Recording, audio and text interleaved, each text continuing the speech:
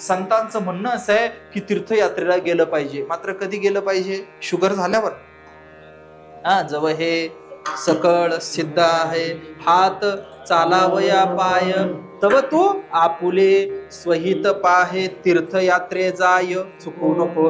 देहाला महत्व दिलं. मला खरं सांगा, नाचता आलं पाहिजे की नाही? गाता आलं पाहिजे की नाही? चालता आलं पाहिजे की नाही? वारीला जर 18 किलोमीटर चालत जायचं असेल रोज, आणि देह जर पांगळा असेल तर जमेल? चांगला देह देवानं दिलेली कृपा आहे. अवचित निधान लागलेसे हाती.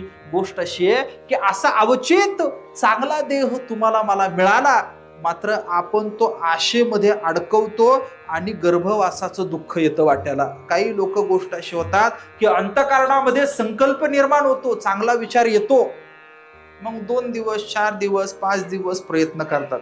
ते तरुण पोर